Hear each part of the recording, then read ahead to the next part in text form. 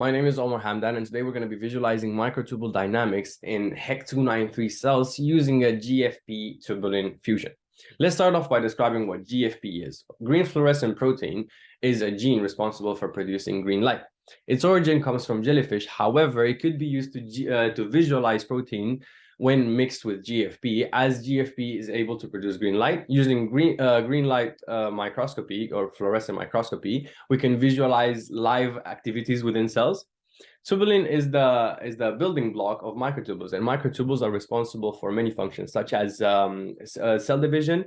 They also provide the structure. They allow for mobility and many more functions. The components used in this experiment are HEK293 cells as host cells, pcDNA 3.1 as an expression vector with a CMV promoter, as well as an EcoR1 and NOTL as restriction enzymes complementary to the restriction sites present within the expression vector, as well as the construct that we're going to be producing of GFP and tubulin fusion. The aim of this experiment is to use pcDNA 3.1 GFP-Tubulin to visualize and analyze the movements of microtubules within live HEK293 cells. How are we going to do this? Let's start off by describing the strategy we use to insert the gene into the expression vector.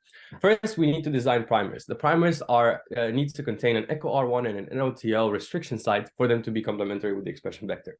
Amplification of tubulin using standard PCR and GFP. So standard PCR covers the three basic steps: denaturation at 96 degrees Celsius, primer annealing at 55, and extension at 72 degrees Celsius.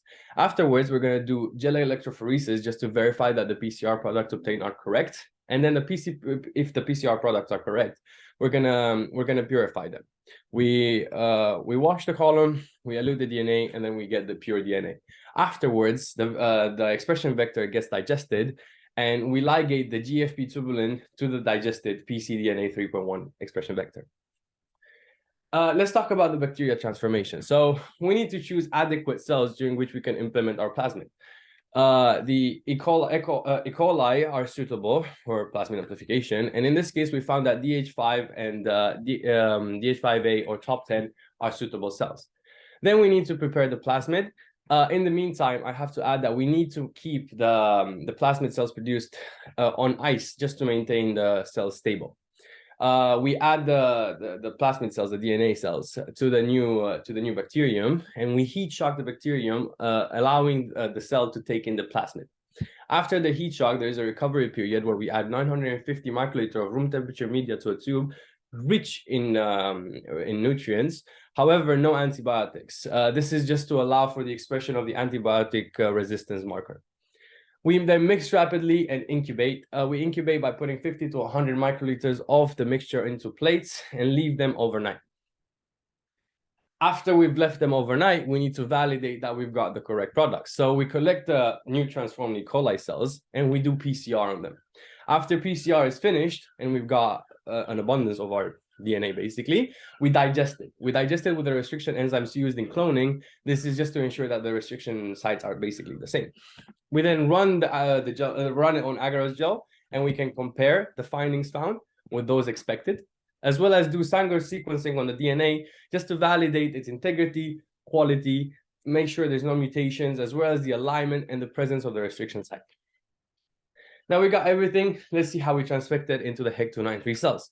So we first dilute our plasmid DNA with a buffer, and we use the appropriate transfection reagent. After we've added those to HEK293 cells, we then incubate the HEK293 cells with the media. We then take the HEK293 cells and allow it to recover, changing the media to a growth medium and allowing it to recover between 24 and 48 hours. We then need to test the expression. Using green fluorescent microscopy, we can observe the GFP-tagged fusion, GFP-Tubulin fusion, as it allows us to observe it using green fluorescent microscopy. This is because of its fluorescent capabilities. We can also test this expression using Western blot analysis on the GFP to verify whether or not it's active. These are my references. Thank you very much.